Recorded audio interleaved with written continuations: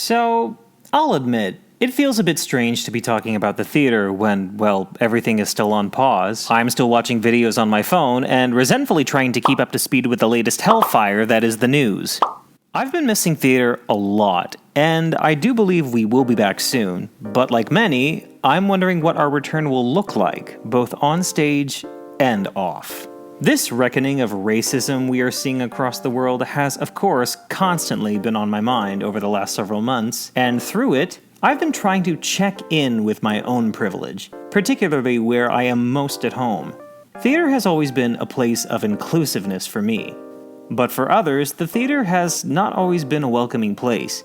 And when opportunities have arisen, they have come with conditions where the inclusion of non-white performers in stories are tokenized, rather than seriously contended with. So for this episode, we're going to be talking about representation in the musical theater and why it matters. And to help me, I'm going to be talking to some colleagues of mine who will offer me their perspectives and what steps can be made to make the theater more welcoming to all upon our return.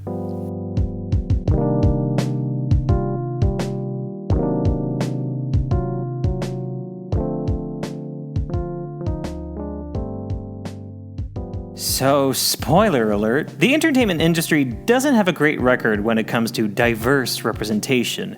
And for all the joy that the musical theater emanates, it has a pretty shitty track record itself. Looking back at images like this can be unsettling, particularly when we remember the fact that elements of racist entertainments like blackface were incorporated as part of the modern musical. The art form has evolved and matured, finding opportunities to reckon with the past. But I'm still wondering just how inclusive the theater really is to diverse stories and performers.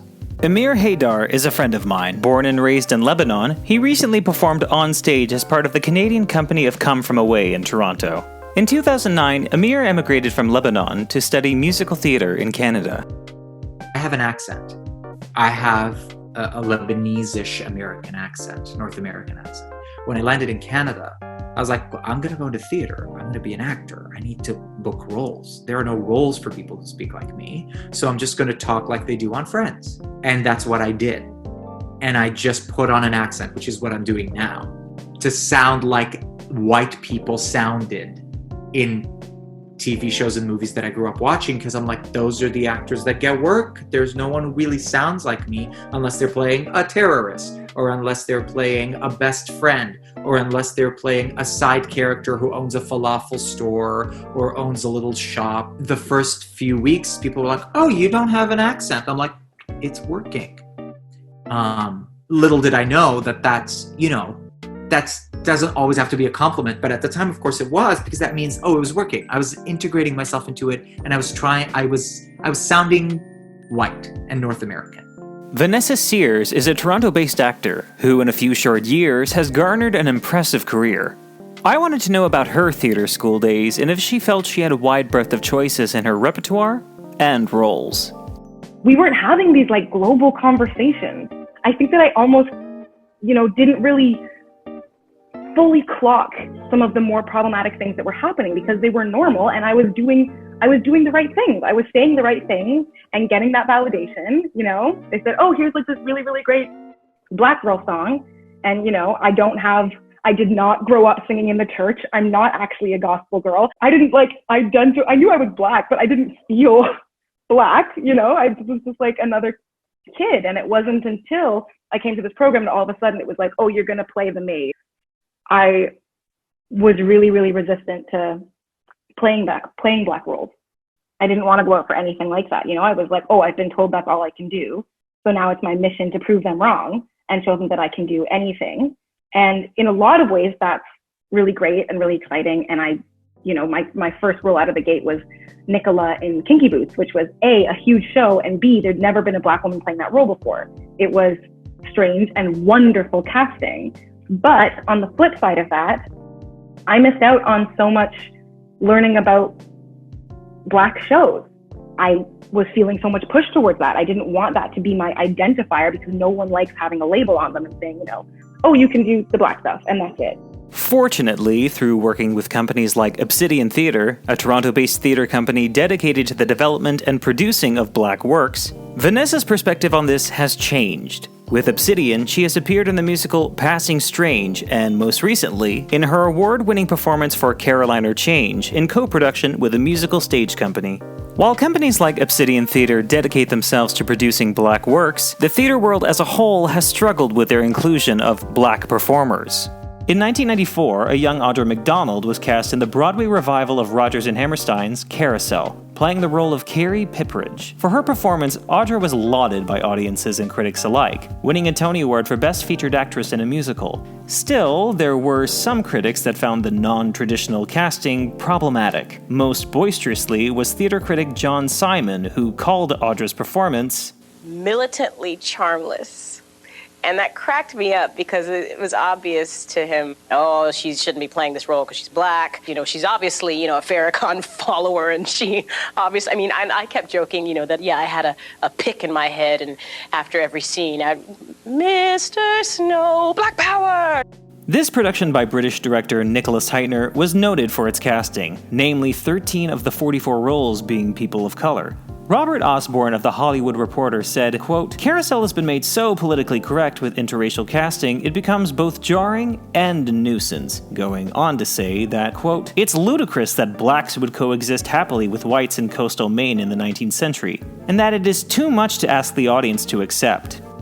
To be honest, with very few exceptions, I feel like that's just a bit bullshit. I think that that's another example of the show is not about race. So you're putting in this tension that isn't built into the show, and you're trying to ascribe something onto a body. You're trying to say, I've decided what all of that is. And that's coming from a socialization that is lacking in correctness.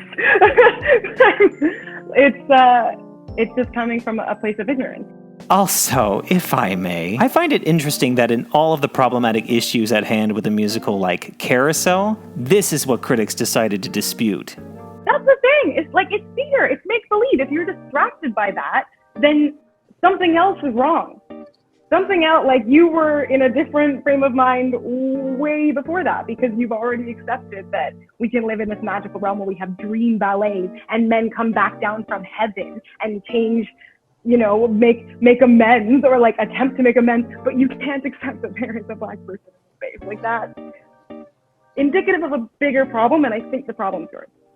Audra McDonald has long since had the last laugh on the subject, garnering an impressive career that shows she is just as comfortable and accomplished in film and television as she is on the Broadway stage. As of today, she is the only actor with 6 Tony Award wins, and is the only performer to win in all acting categories for both plays and musicals. So while it's clear the American theater loves Audra McDonald, how does it feel overall about inclusive representation? The history of the Tony Awards can offer some useful information on this. Now, the Tony Awards didn't start until 1947, so some musicals and performers don't make this list, but we'll get to some of them later on. The first people of color to win Tony Awards were Juanita Hall in 1950 and Harry Belafonte in 1954, both for supporting performances. Lena Horne would be the first black performer nominated in a leading category in 1958. Then in 1962, Diahann Carroll was handpicked by composer Richard Rodgers for his musical No Strings, his first and only solo venture as a composer-lyricist, following the death of his collaborator Oscar Hammerstein. Now, the role of Barbara Woodruff wasn't written specifically to be black, but of course, in 1962, the interracial relationship at the show's core drew much attention. For this performance, Diahann Carroll would become the first black woman to win a Tony Award for Best Leading Actress in a Musical. I wanted this. I'm like Abe Burrows. I really wanted this. If you think I'm not going to talk about Richard Rodgers, you're crazy. I wanted to be on Broadway for 7.5 years.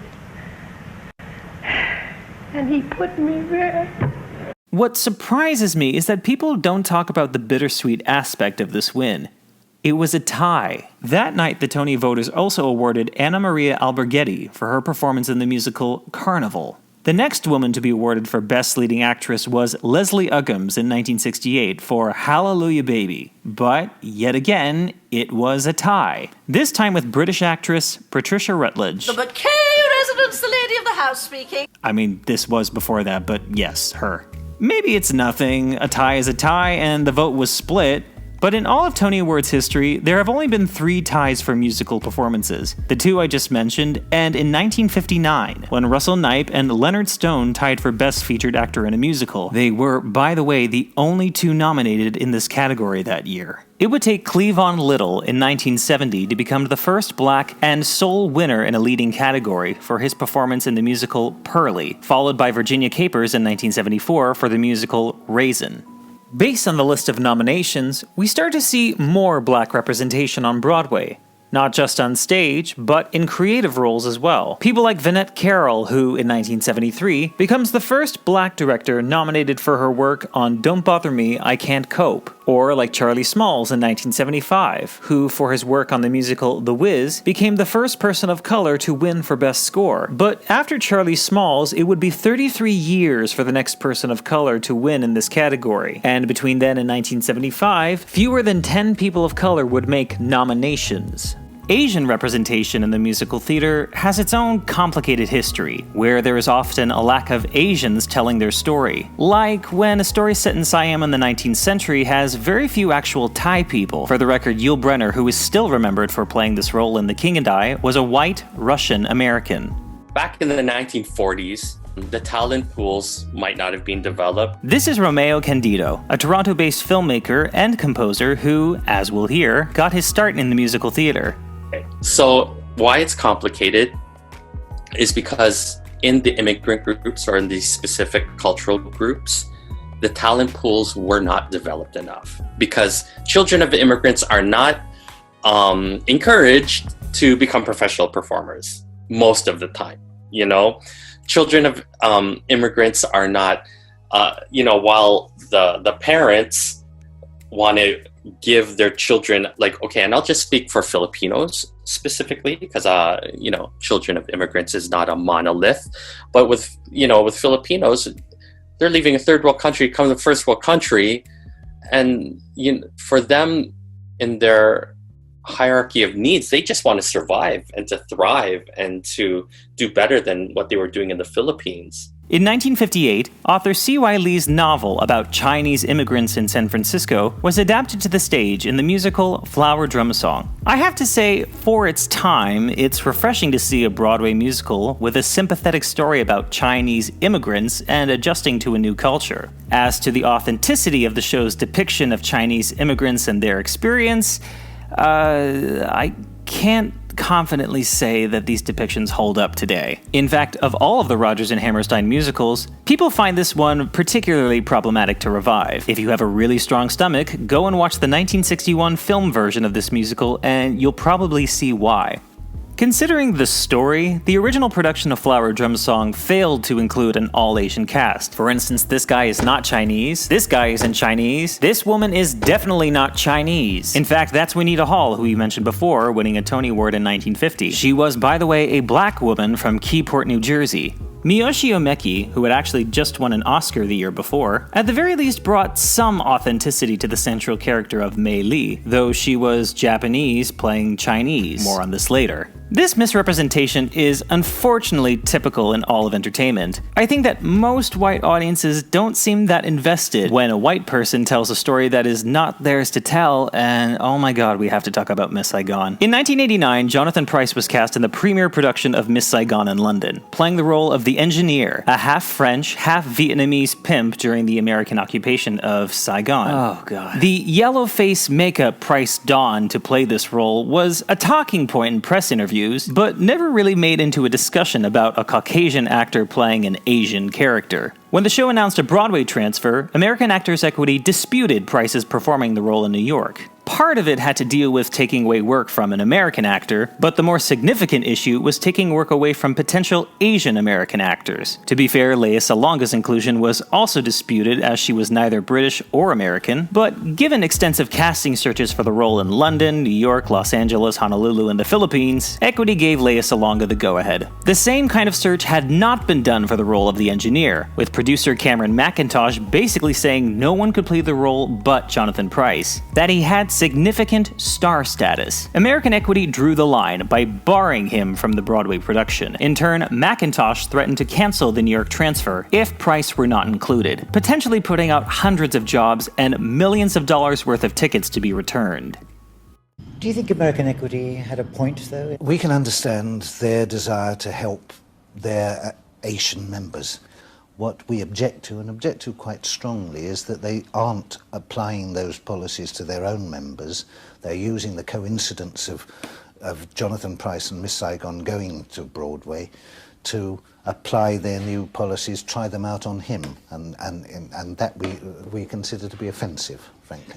This, I have to admit, is a fair point, given the 1987 Broadway revival of The Mikado, oh my god, had transferred from Canada's Stratford Festival, featuring essentially an all-Canadian, all-white cast. But the ensuing arguments regarding Miss Saigon at that time seem more about not casting a British actor over, say, a performance in Yellowface. Ultimately, after pressure from members within its own ranks, American Equity gave in to Cameron Mackintosh. Both Lea Salonga and Jonathan Pryce would go on to open the show in New York and win Tony Awards for their performances. Lea Salonga here becomes the first Asian woman to win a Tony Award for Best Actress.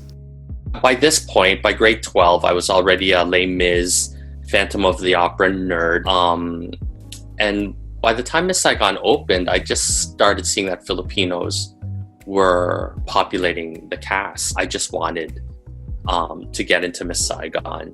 Romeo Candido was cast in the original Canadian production of Miss Saigon that opened in Toronto in 1993. The show was a hit in Toronto. In fact, they built the Princess of Wales Theatre specifically for this production.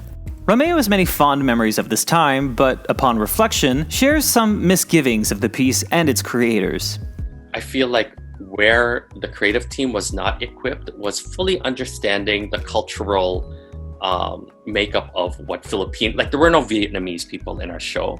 So when you have a bunch of young Filipinos coming into a show, I feel like they might not have had enough cultural context to really understand how we would have carried it in our bodies and in our emotional selves and in our spiritual selves. I don't feel like there was enough discussions to really get a lot of young people to really understand what we were doing. Also, the fact that we never talked to one Vietnamese person in our research, like we just watched a couple of documentaries, but we never talked to any Vietnamese people, I think is a huge missing piece. Like, you know, as Filipinos, we're naturally empathetic, but to not really have that experience grounded, always looking back, I just like, it's so problematic, it hurts. Beginning with the show's Broadway transfer, mountings of Miss Saigon have been regularly met with protests from members and allies of the Asian community, calling out the show's negative stereotypes of Asians, the objectification of their women, and the whitewashing of a Vietnamese story. The Toronto production of Miss Saigon was met with the same protests from the very first performance. They were getting ready to protest it off of day one. And I remember crossing the picket line, and I remember like having real discussions with them. What's weird about it is they were right, but it was the only place that I was gonna ever have a job. Miss Saigon has been accused of forcing a white savior narrative on a distinctly Asian story. This ties into the fact that the show's original creators were all white. In fact, some of the most successful musicals ever, featuring predominantly people of color, were all written by white people. Even an ambivalent musical like Pacific Overtures, with, as we'll hear, the best intentions, adds to this problem. Sondheim is a hero for me. Pacific Overtures is written by two white guys from the perspective of the Japanese people about how the Americans took over Japan. So for me, you're trying to tell the anti-American story, the anti-white story in a way, from the perspective of the people of color, with the actors being exclusively people of color, but the people who are writing it are white people. I think intention is important. I believe in intention, and the intention is good. Would that be acceptable today? God, I hope not, because that's not right. Those aren't the people who should tell that story. It's not their story to tell. And again, I can't speak for the people whose story that was, because I'm not from that. But back then, was that maybe something that was eye-opening for a lot of people, and that opportunity would not have that eye-opening statement wouldn't have gotten through had two white people not written that. I think it's a case-by-case situation, and ultimately, I do believe we can support a white creator who writes a story for people of color. But statistically, the musical theater has not always been welcoming to people of color and the creation of their own stories. The industry is certainly conscious of the need to improve its representation, and musicals like Hamilton can validate this point. Hamilton won every conceivable award following its Broadway opening, including the Tony Award for Best Musical. In fact, the Tony telecast that year highlighted one of the most diverse and exciting Broadway seasons ever. Hamilton has also been the subject of controversy. While discussions of the show's complexities and paradoxes have been around since its premiere in 2015, 2020 has brought the show's depictions of history once more into critical focus. When Hamilton first came out, everyone was just excited that people of color had the stage and people of color were creating a moment, and a Latino creator created something. And so, but now there's a little bit of a reckoning to Hamilton about the erasure of slavery, about all the people that this show is kind of celebrating, but these are the statues that are currently being torn down. In a way, Hamilton falls in line with a number of other musicals that have aged to show their more problematic issues. In some cases, they are revisited, whether by a director with a new vision, or by contemporary playwrights who are brought on to revise the text and give the piece a modern relevance. But beyond revisiting these well-known pieces and making them more woke and politically correct, I want to know what substantial steps can be made to make the theater more inclusive. Not a terribly original answer, but like get those people in those positions.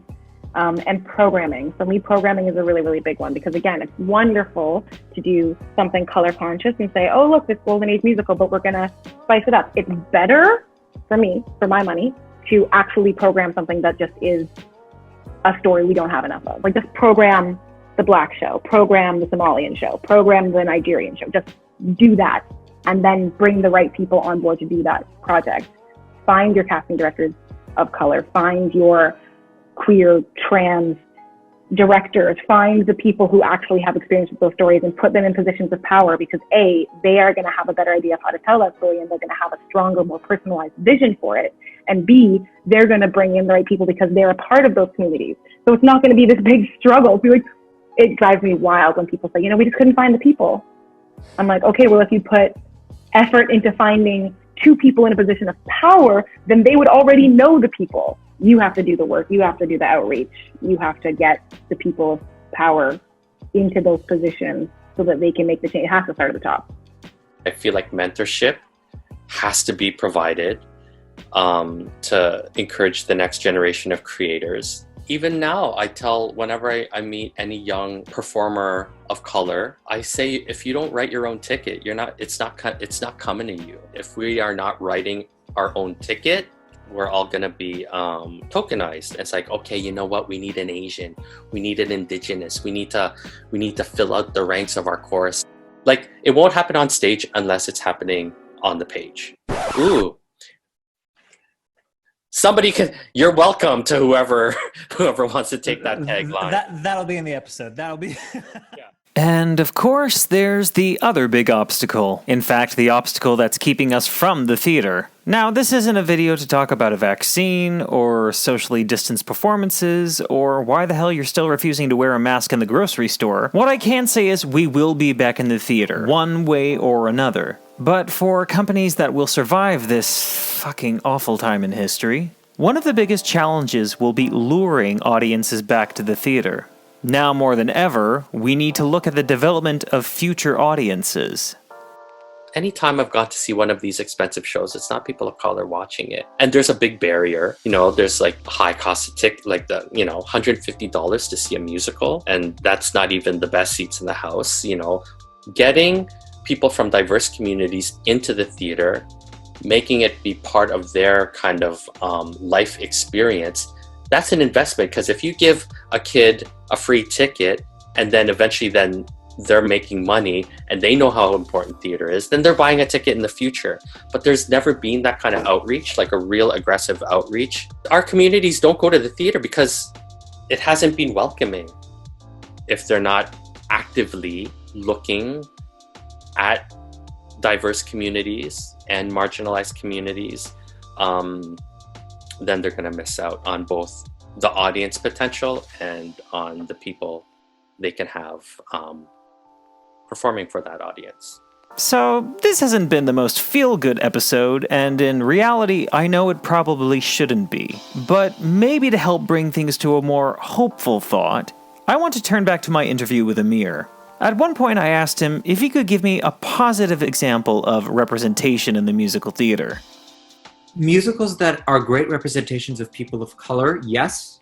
Have I seen a musical that has great representation of people like me? No. Except maybe the closest I can think of is The Band's Visit. I saw it on Broadway, and I was sobbing. It was the first time I'd ever heard musically someone who understood me and was speaking my language musically in a musical. It was so fascinating to me to sit there and be like, oh, they're telling my story. The people who are there who didn't grow up where I grew up, or who didn't grow up with this kind of music, will hear it and be like, oh, what beautiful music of an ilk that I haven't really heard of before. And it wouldn't hit them the same way it hits me. But they still understood the gravity of it. They still understood the importance of it. What I love about The Band's Visit specifically is that really nothing happens in that show. Nothing happens in that show. What it really is at its core is a window into a world we don't allow art to show us. It's a window into a world that has been taboo or deemed unimportant or deemed so far away from who we are that we're not going to care about it. People are not going to come see it. But they did. The Band's Visit is the perfect example of the art form evolving, where an unfamiliar setting and story brings the musical to a new level of sophistication. Let's be honest, the musical theater has emanated from art forms that have historically permeated white supremacy. This is a hard pill to swallow, especially as this is an art form that I love more than anything. But we must be honest about its history in order to move away from past mistakes. It will take years, probably generations, but there is an opportunity here to create something, to build our communities, and opportunities for others to tell their stories. If we want to have something to go back to, we must listen, evolve and adapt, or become obsolete.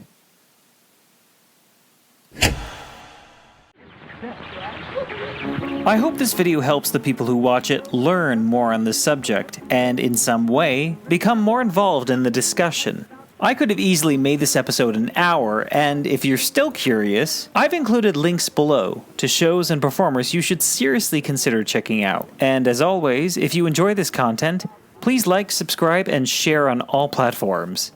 Thank you for watching this episode, and I hope to see you back here very soon.